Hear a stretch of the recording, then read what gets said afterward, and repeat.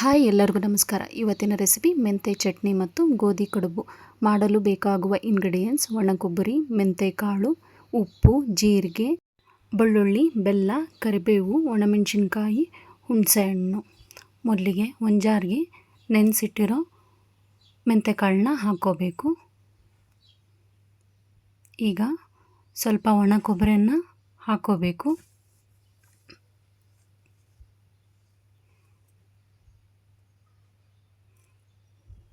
ಈಗ 7ರಿಂದ 8 ಒಣಮೆಣಸಿನ್ಕಾಯಿನ ಹಾಕ್ಕೋಬೇಕು. ಈಗ ಒಂದು ಹಿಡಿ ಬೆಲ್ಲನ ಹಾಕ್ಕೋಬೇಕು. ಬೆಳ್ಳುಳ್ಳಿ ಹಾಕ್ಕೋಬೇಕು.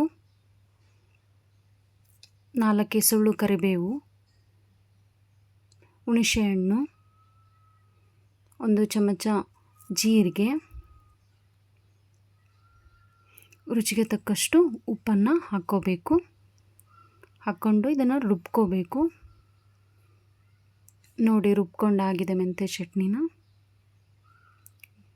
ನೀಟಾಗಿ ರುಬ್ಕೊಂಡಿರಬೇಕು, ಸ್ಮೂತಾಗಿರಬೇಕು. ಇದಕ್ಕೆ ಒಗ್ಗರಣೆ ಕೊಡೋಣ. ಆಲ್ರೆಡಿ ಎಣ್ಣೆ ಕಾದಿದೆ. ಇದಕ್ಕೆ 2 ಸ್ಪೂನಷ್ಟು ಸಾಸಿವೆ ಹಾಕ್ಕೋಬೇಕು.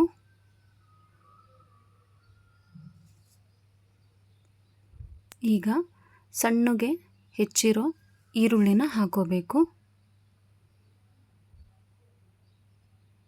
ಕರಿಬೇವು ಹಾಕ್ಕೊಂಡು ನೀಟಾಗಿ ಲೋ ಫ್ಲೇಮ್ನಲ್ಲಿ ಮಿಕ್ಸ್ ಮಾಡಬೇಕು.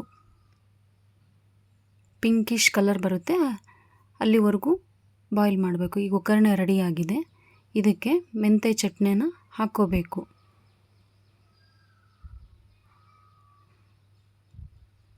ಮೆಂತ್ಯ ಚಟ್ನಿ ಹಾಕ್ಕೊಂಡು ನೀಟಾಗಿ ಕಲಿಸ್ಕೋಬೇಕು. ಸ್ವಲ್ಪ ನೀರು ಹಾಕಿ ಕಲಿಸ್ಕೋಬೇಕು.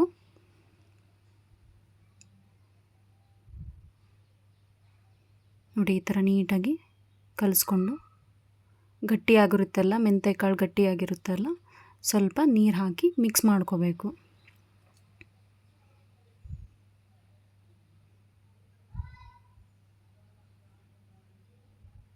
ನೋಡಿ, ಮೆಂತ್ಯ ಚಟ್ನಿ ರೆಡಿಯಾಗಿದೆ. ಈಗ ಗೋಧಿ ಕಡುಬಿಗೆ ರೆಡಿ ಮಾಡ್ಕೊಳ್ಳೋಣ. 5 ಕಪ್ಪಷ್ಟು ಗೋಧಿ ಹಿಟ್ಟು ತೊಗೊಂಡಿದ್ದೀನಿ. ರುಚಿಗೆ ತಕ್ಕಷ್ಟು ಉಪ್ಪು ಹಾಕ್ಕೋಬೇಕು. ಇದಕ್ಕೆ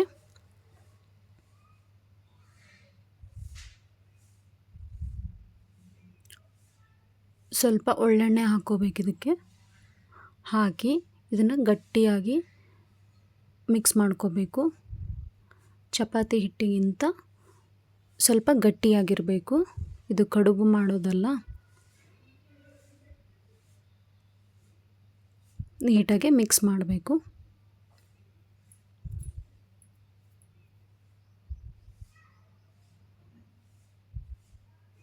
ಈ ಥರ ಮಿಕ್ಸ್ ಮಾಡಿಕೊಂಡು ನೋಡಿ, ಆಲ್ಮೋಸ್ಟ್ ರೆಡಿಯಾಗಿದೆ.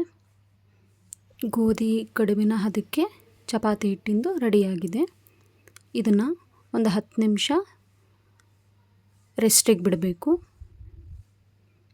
ಈಗ ನೋಡಿ, ರೆಡಿಯಾಗಿದೆ.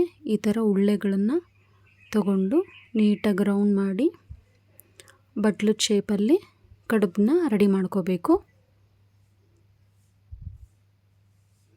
ನೋಡಿ, ಈ ಥರ ನೀಟಾಗಿ ರೌಂಡ್ ಮಾಡಿಕೊಂಡು ಈ ಥರ ಸ್ಟೀಲಿನ ಪಾತ್ರೆಯಲ್ಲಿ ಇಡಬೇಕು. ಈ ಥರ ರೆಡಿಯಾಗಿದೆ. ಆಲ್ರೆಡಿ ನೀರು ಕುದ್ದಿದೆ. ಇದಕ್ಕೆ ಕಡುಬುಗಳನ್ನು ಇಟ್ಟು ಲಿಡ್ ಕ್ಲೋಸ್ ಮಾಡಬೇಕು. ಒಂದು 15 ನಿಮಿಷ ಬಾಯ್ಲ್ ಮಾಡೋಕ್ಕೆ ಬಿಡಬೇಕು. ಈ ಥರ ಹೊಗೆ ಬರುತ್ತೆ. ಇದನ್ನ ಓಪನ್ ಮಾಡಿ, ಇದು ಬ್ರೌನ್ ಕಲರ್ ಬಂದಿರುತ್ತೆ. ಕಡುಬು ಬೆಂದಿದೆ ಅಂತ ಅರ್ಥ. ಹಿಂಗಿದ್ರೆ ಇದನ್ನು ಸರ್ವ್ ಮಾಡ್ಕೋಬೇಕು. ನೋಡಿ, ಗೋಧಿ ಕಡುಬು ರೆಡಿಯಾಗಿದೆ. ಮೆಂತ್ಯ ಚಟ್ನಿ, ಗೋಧಿ ಕಡುಬು ರೆಡಿಯಾಗಿದೆ.